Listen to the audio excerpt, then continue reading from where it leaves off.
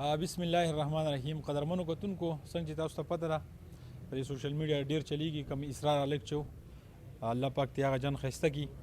نامعلومو کسانو چې دینو د لاس چې دینو هغه شهید شوی دی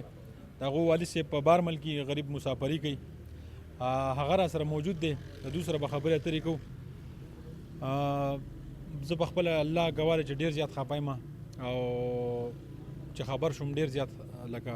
خپه شوم خو الله ته مقرر وه څه به ویل غواړئ تاسو نو بس سجاد بھائی زموږ سره وکړه دا چې چا سره خو پوله پټی شریک څه دښمني هېڅ هم نه او زما تقریبا د 9 کالو شو مسافرۍ ما دا واړه واړه بچي دي او د ماشومانو د چې ماښام کې کس راغلی ور ټکولی دی ا دې هلک سره داسې کله ظلم کړی زیاتی یې کړی دی په چاړی وولی او کله سیرلی دی که نه بالکل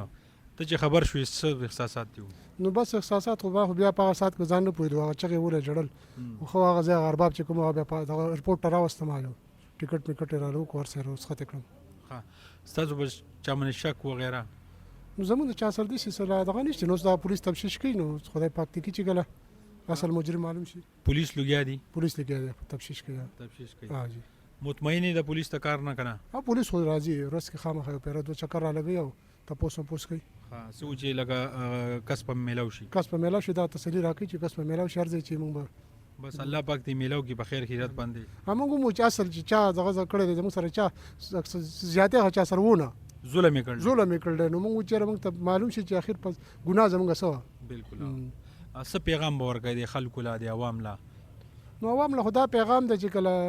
دا د خبرې څه حال نه کنه یو سړي سره ستا څه مسله ده دغه مشران نه غواړه یا ته دغه نه تپوس وکړې بل څه کسان کې نه وایي نو څه نه څه مسلې حل راوځي که نه لکه حل په جرګو راوځي په جنګونو په برزولو نه راوځي چې کله ته په تیاره کې راځي او ماشوم باندې گزار کوي دا خو کله انسانیت دی هم نه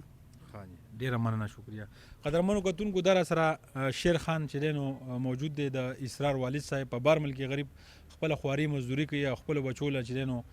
دغه ګټه وټه کوي نو یقینا چې د سره ډیر زیات ظلم شوی زیاتې شوی د الله په نیزو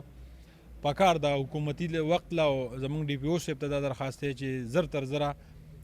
دغه کم مجرمان چې دي دا راونیسي او د خلکو ته مخامخ کړي ډیره مهرباني شکریه